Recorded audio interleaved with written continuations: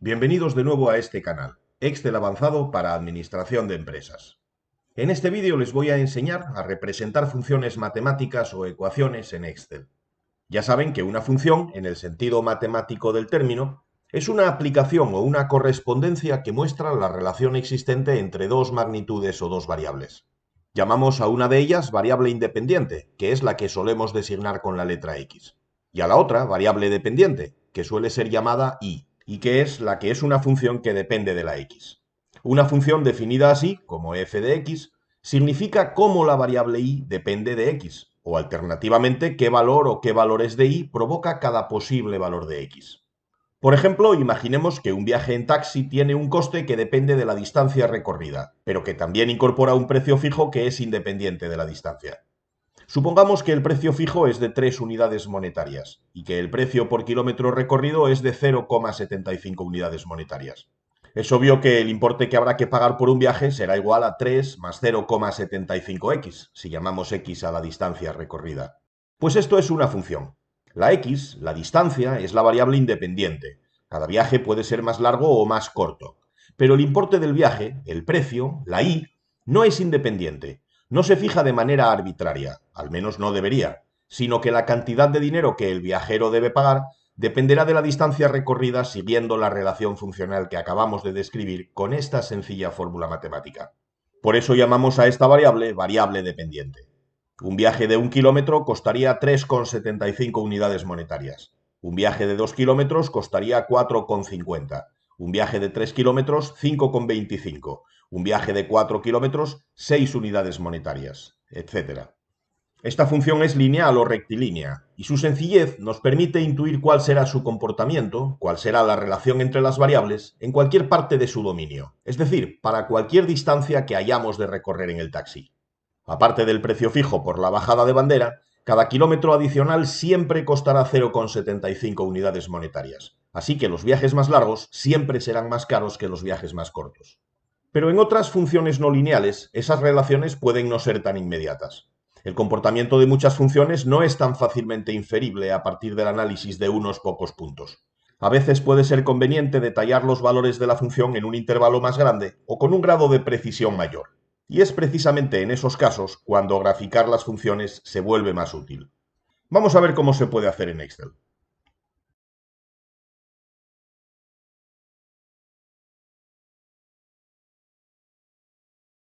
Vamos a representar una función que especificaremos en esta celda que sombreo en azul.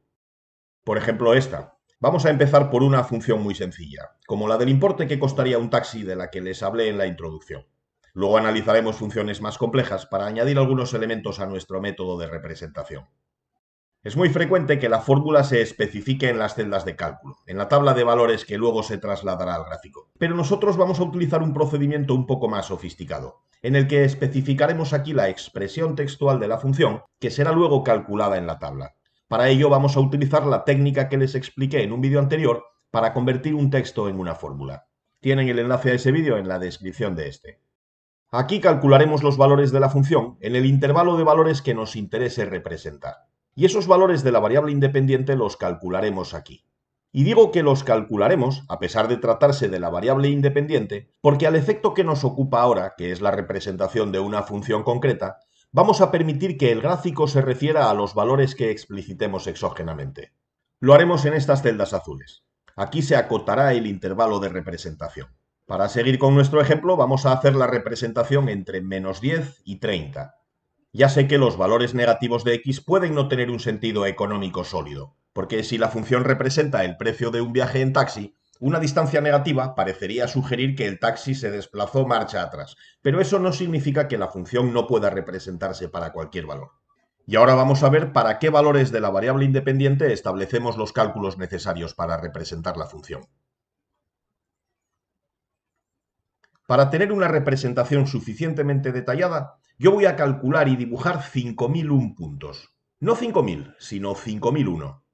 La elección de este número no es arbitraria, aunque podrían hacerlo con solo 5000, pero yo prefiero añadir uno más por una razón de redondeo que vamos a ver enseguida.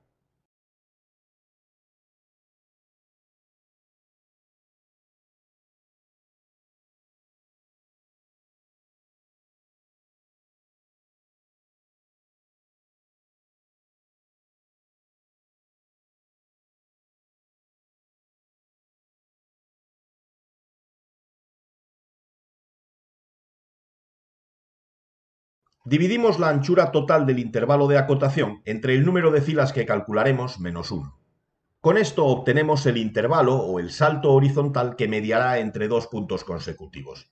Para que este número sea más redondo, es preferible dividirlo entre 5000, porque la mayoría de las veces especificaremos límites a y b enteros o con pocos decimales. Si multiplicamos este salto horizontal por un contador corriente del número de filas habidas desde la primera hasta la que se esté evaluando, entonces al habilitar 5001 filas, avanzaremos el salto calculado antes 5000 veces, lo que nos permitirá recorrer con exactitud la anchura total del intervalo que hemos acotado. Evidentemente, si recorremos ese intervalo desde su límite inferior, llegaremos exactamente hasta el límite superior del intervalo, como vamos a comprobar.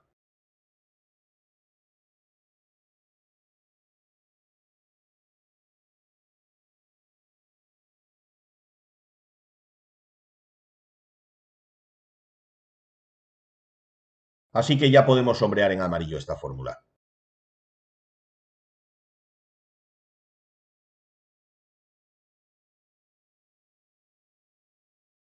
Ya no necesitamos este contador, así que prescindo de él.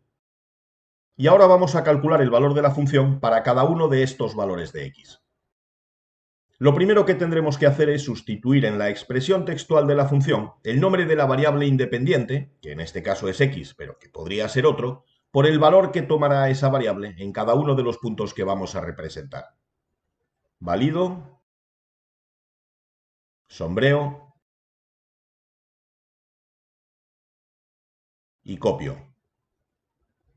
Ahora tenemos en cada línea la expresión de la fórmula con cada uno de los valores de la variable independiente.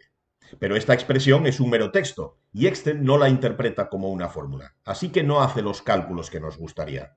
Pero ya les mostré en un tutorial anterior cómo convertir una fórmula que está expresada como texto en una fórmula de Excel computable. Y si aplican aquí esa técnica, podremos saber qué resultado dan esas operaciones. Les dejo en la descripción del vídeo el enlace a ese tutorial, para que puedan familiarizarse con la técnica que estoy usando.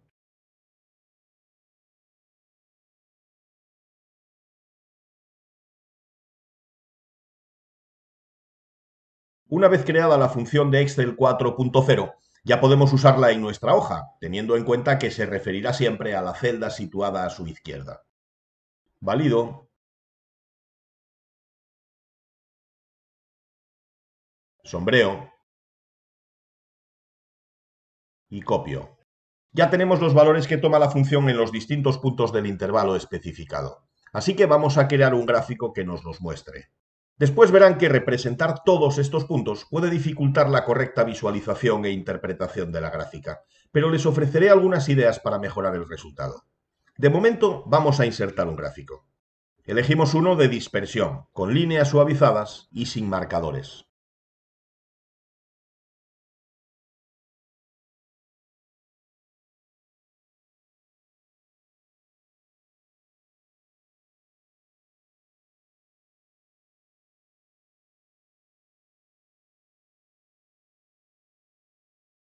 Incorporamos al gráfico los datos pertinentes.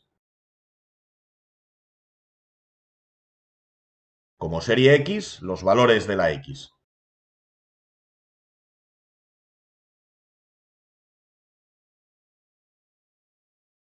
Y como serie Y, los valores de la función.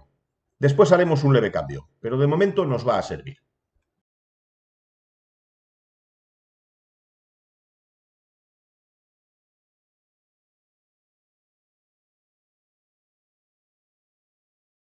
Voy a hacer algunos ajustes en el aspecto. Dejo a su criterio modificar el formato de los números que muestran los valores de los ejes. En algunos casos podría interesarnos prescindir de los decimales, pero quizás en otros ejemplos sea importante tener una escala con mayor precisión. Yo lo voy a dejar así, pero no les será difícil adaptarlo a sus concretas necesidades cuando sea preciso. La representación de los ejes tiene que ser un poco más intensa.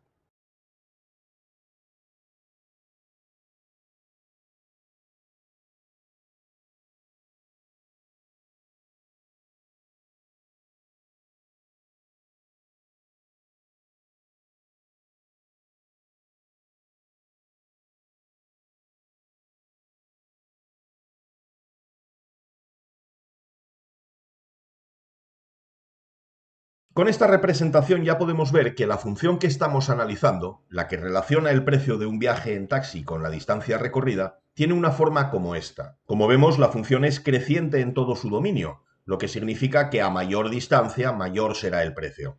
Por otro lado, vemos que no pasa por el origen, sino que corta el eje vertical en un punto situado por encima del eje horizontal, en el valor 3, lo que significa que por un hipotético viaje de 0 kilómetros habría que pagar 3 unidades monetarias. El coste fijo, el asociado a la mera bajada de bandera. También podemos interpretar el hecho de que la representación funcional es una recta, lo que viene a significar que el incremento de coste al aumentar la distancia guarda una relación constante. Un kilómetro adicional encarecería en el mismo importe un viaje entre dos calles cercanas de una ciudad que un viaje entre dos regiones muy alejadas de un país. Si les incomoda estar viendo esta representación del precio de un viaje para distancias negativas, no tienen más que acotar el intervalo de representación para que el valor mínimo de la variable independiente sea 0. Y arreglado. Ya saben que una cosa es la representación gráfica de una función, que es una operación estrictamente matemática, y otra la significación económica que pueda tener, que dependerá de los objetivos del análisis y de las concretas circunstancias que motiven el análisis que estamos haciendo. Voy a volver a una representación más amplia. Y ahora vamos a probar a representar alguna función más interesante que esta simple recta, que esta mera función afín. Vamos, por ejemplo, con una función cuadrática. Menos 2x cuadrado más 3x más 5. En cuanto redactamos la expresión textual de la función, se representan sus valores en el intervalo de acotación. Y podemos ver que la función toma valores negativos en la parte izquierda, que es creciente en esa zona, pero que ese crecimiento acaba agotándose y la función pasa luego a ser decreciente. Pero por razones de escala, quizás esta visualización no sea suficientemente precisa. Vamos a ver que estableciendo un intervalo de acotación más estrecho, podemos ver la representación gráfica de la función con más detalle. Por ejemplo, en vez de representar la función entre los valores menos 10 y 10 de la variable independiente, vamos a fijar los extremos en menos 3 y 5. Ahora se aprecia con más claridad que la función, en su zona de crecimiento, atraviesa el eje horizontal en un valor entre menos 2 y 0. Parece que en x igual a menos 1, aunque esto lo podríamos consultar en la tabla. Pero también podemos acercarnos más a la curva si estrechamos el intervalo. Parece que el punto de corte con el eje horizontal es efectivamente menos 1. La función sigue creciendo y entonces atraviesa el eje vertical en el punto 0,5. Y sigue creciendo hasta alcanzar su valor máximo en un punto entre 0 y 1, que podríamos calcular analíticamente que es igual a 3 cuartos, con un valor de la función de 6,125, es decir, 6 más 1 octavo. A partir de ahí la función empieza a decrecer. Se anula para un valor de x igual a 2,5 y sigue su trayectoria hacia abajo, ya indefinidamente. Podemos acercarnos un poco más para ver con más detalle los puntos relevantes que acabamos de describir. Creo que la representación de estas dos funciones, una lineal o afín y otra cuadrática, habrán servido para comprender lo esencial de la representación de funciones. Yo lo he entendido. Pues yo también. Pero vamos a representar otras funciones que pueden resultar más complejas y para las que puede ser necesario algún ajuste metodológico un poco más sofisticado. Vamos a ver esta nueva función. X cuadrado más 3x más 2 dividido entre x cuadrado más 1. Vemos que tiene una forma un poco más compleja que la anterior función cuadrática, porque a primera vista, en el intervalo dibujado tiene un tramo ascendente que sube desde un valor moderadamente negativo hasta un valor un poco superior a 3, y luego uno decreciente, pero también parece tener puntos de inflexión, o sea, cambios en la concavidad o convexidad. Vamos a ver la función representada para un intervalo un poco más amplio. Entre menos 50 y más 50, la gráfica nos muestra el comportamiento general de la función, que parece estabilizarse en los extremos hacia una asíntota igual a 1. En otras palabras, cuando la variable independiente toma valores negativos muy grandes, o sea, cuando x tiende a menos infinito, el valor de la función es cada vez más próximo a 1. Podríamos decir que por la izquierda, la función viene de un valor 1 y que luego decrece de manera progresiva. Por la derecha ocurre algo parecido. La función también se aproxima a un valor 1, aunque ahora viene desde valores superiores. Si son aficionados a las matemáticas, lo pueden comprobar analíticamente calculando el límite de la función cuando x tiende a menos infinito y cuando x tiende a infinito. Verán que ambos límites son iguales a 1. Vamos a ver ahora lo que ocurre en la parte central del gráfico. Vamos a concentrarnos en un intervalo un poco más estrecho. o incluso más. Ahora podemos ver más nítidamente el interesante comportamiento de esta función en esta parte central. Tras el tramo indefinido de decrecimiento cada vez más intenso que la función manifiesta desde x igual a menos infinito, la función atraviesa el eje horizontal cuando x es menos 2. Alcanza un valor mínimo y enseguida vuelve a ascender, cruzando nuevamente el eje horizontal en x igual a menos 1, pero ahora en sentido ascendente. Si quieren verlo más claramente, pueden acercarse.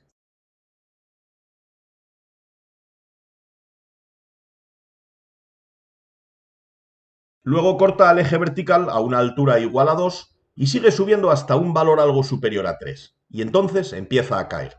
Al principio suavemente, luego más intensamente y finalmente cada vez de forma más atenuada para aproximarse indefinidamente a la asíntota horizontal, como dijimos antes. Vamos a ver esta zona con más detalle. Pueden calcular los valores máximo y mínimo, las asíntotas, los intervalos de crecimiento y de decrecimiento, los puntos de inflexión, los intervalos de concavidad y convexidad y otras manifestaciones de la función mediante análisis diferencial, incluso básico. Pero no es el objeto de este tutorial enseñarles a calcular e interpretar derivadas. En otro vídeo les mostraré un método para calcular derivadas numéricas, pero la finalidad ahora es solo mostrarles cómo representar gráficamente una función. Y vamos a ver un leve perfeccionamiento con el siguiente ejemplo. Vamos a representar la función x cubo menos 2x cuadrado más x menos 2, todo ello dividido entre x cuadrado menos x menos 2. Y en esta representación es prácticamente imposible ver nada claro. Y eso que estamos acotando la variable x en un intervalo relativamente pequeño, entre menos 5 y 5. Pero no es fácilmente observable el comportamiento de esta función porque en las proximidades del valor menos 1 de x, la función toma valores enormes, positivos o positivos y negativos. Fíjense, en el gráfico parece que la función llega a tomar valores de 1000 y de menos 1000. Y si nos acercamos, la cosa no solo no mejora, sino que empeora. Ahora parece que la función llega a 10.000 por la parte superior y a menos 5.000 por la negativa. ¿Cómo es posible? Si la función es la misma y solo estamos cambiando el intervalo mostrado, debería tomar los mismos valores. Lo que ocurre es que lo que estamos representando aquí son puntos concretos de la función. Y la función que tenemos ahora dibujada tiene una asíntota vertical para x igual a menos 1. Con un poco de cálculo, podrían comprobar que el límite cuando x tiende a menos 1 por la izquierda es menos infinito. Es decir, que la función, al acercarse por la izquierda a x igual a menos 1, cae prácticamente en picado. No verticalmente, pero casi, aproximándose cada vez más a la vertical. Y también podrían comprobar que el límite cuando x tiende a menos 1 por la derecha es más infinito. Es decir, que la función viene ahora desde la parte superior del gráfico, bien pegada a la vertical, cayendo abruptamente. En resumen, al acercarnos a la abscisa menos 1, la función tomará valores extremos, que podrán ser 1000, 5000, 10.000 o millones, dependiendo de cuánto nos acerquemos a x igual a menos 1. Es decir, del intervalo horizontal entre dos valores consecutivos del gráfico. O sea, de la distancia horizontal entre cada dos puntos. Por eso la escala del eje vertical puede aparentar ser diferente si graficamos el intervalo que va desde x igual a menos 2 hasta x igual a 1, como estamos viendo ahora, o desde menos 50 a 50. Ahora parece que el eje vertical se hace más pequeño, pero realmente es una ilusión. Al estar dibujando un intervalo más grande de la recta real, la distancia entre dos puntos consecutivos será mayor que cuando representábamos un fragmento más estrecho, y eso hace que no nos acerquemos tanto al valor de x igual a menos 1, y que, en consecuencia, los valores de la función no sean tan extremos, porque quedarán ligeramente más alejados de la asíntota. Con esta representación podemos apreciar con más facilidad el comportamiento general de la función en los extremos del eje horizontal, pero no es posible ver qué es lo que ocurre en las cercanías de la asíntota, es decir, para valores de x próximos a menos 1. Volvemos a centrarnos en la parte más interesante de la función. Así que vamos a intentar ingeniar algún modo de que el gráfico no se vea afectado por la escala del eje y, por los valores tan extremos que adopta la función. Vamos a crear una nueva serie, que llamaremos fx gráfica, que utilizaremos solo para representar gráficamente la función. Lo que haremos aquí será prescindir de los valores más extremos, que son los que distorsionan visualmente el aspecto de la representación.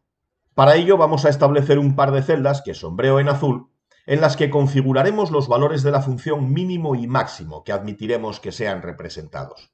Por supuesto, la función podrá tomar valores mayores o menores, o sea, más extremos, pero lo que queremos es que sean ignorados a la hora de dibujarla.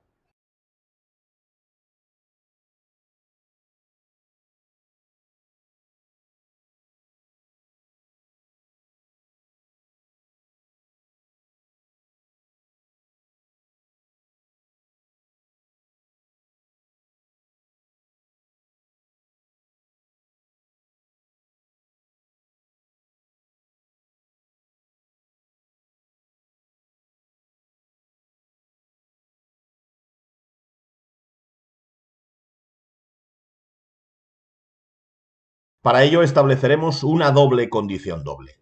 En primer lugar, hay que tener en cuenta que los valores que queremos descartar para que no sean graficados son los que exceden de los valores máximo o mínimo que hayamos especificado. En el caso del límite máximo, por ser mayores que dicho umbral, y en el caso del límite mínimo, por ser inferiores. De ahí la función O, que configura los dos casos como alternativos. Pero también hay que prever la posibilidad de que alguno de esos límites no se llegue a especificar, que lo dejemos en blanco, y por eso las dos condiciones alternativas se formulan con una condición I, que requiere el cumplimiento simultáneo de dos condiciones, que el límite respectivo esté explicitado y que el valor de la función exceda del correspondiente límite, con el sentido oportuno. Para esos casos, en los que no queremos que la gráfica tome los valores de la función porque son extremos y nos distorsionan la representación, la función condicional principal devolverá un resultado un poco curioso, un valor de error no disponible. En los demás casos, cuando el valor de la función no exceda de los límites marcados o esos límites no se hayan explicitado, esta función a efectos gráficos tomará sin más los valores que habíamos calculado.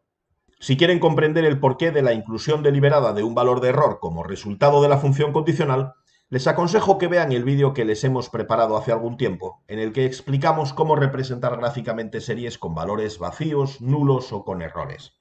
Les dejo el enlace en la descripción.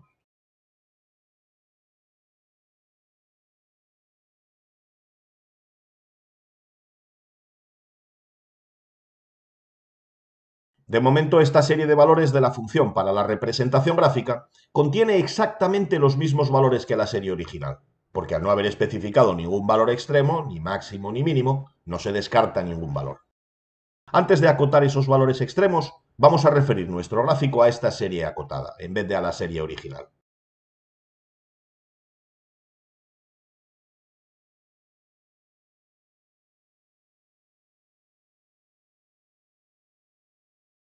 Y también vamos a configurar cómo se tratan en el gráfico los valores descartados, para los que nuestra nueva serie devuelve deliberadamente el error de no disponibilidad. Y ahora sí vamos a acotar los valores. Estamos viendo una representación gráfica del intervalo -2 a 1, pero en la que no se aprecia nada bien la evolución de los valores de la función, porque se ven oscurecidos por la gigantesca dimensión del rango vertical, que va desde -5000 a 10.000. Vamos a establecer unos límites, por ejemplo, en la décima parte de su actual dimensión, al menos aparente, de -500 como límite inferior a 1000 como límite superior. Ahora parece que se empieza a apreciar, aunque no con absoluta nitidez, el comportamiento de estas curvas. Por el lado izquierdo de la asíntota, la función es decreciente y cóncava, y por el lado derecho también decreciente, pero convexa. Pero quizás podamos ganar algo de detalle si somos más restrictivos con los valores del eje vertical, con los valores graficados para la función. O incluso más. Y si combinamos esta posibilidad de restringir los valores mostrados para el eje de ordenadas con la posibilidad de configurar también el intervalo de valores de la variable independiente, entonces la representación gráfica de la función podrá ser mucho más precisa, porque podremos acercarnos a las zonas que nos interesan y acotar los valores de modo que las escalas nos permitan apreciar con suficiente detalle el comportamiento de la función en cada rango de su dominio. Vamos con una cautela más, para evitar representaciones incorrectas de algunas funciones. Por ejemplo, de las logarítmicas, porque como no existen los logaritmos de números negativos, la fórmula que calcula el valor de la función devolverá un error cuando en los cálculos intervenga el logaritmo de un número negativo. Pero ese error se trasladaría a la columna de valores para el gráfico y se interpretarían como un cero a la hora de dibujar la curva que representa el comportamiento de la función. Esto es evidentemente incorrecto, así que tenemos que evitar que se dibujen esos valores que proceden de un error por imposibilidad de realizar el cálculo. No es difícil.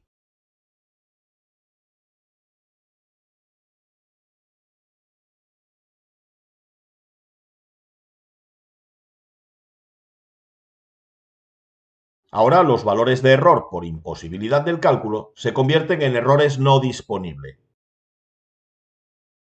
Y eso evita que se representen en el gráfico. Así, las funciones logarítmicas y también otras que se viesen afectadas por la misma asunción de Excel ya se podrán visualizar correctamente.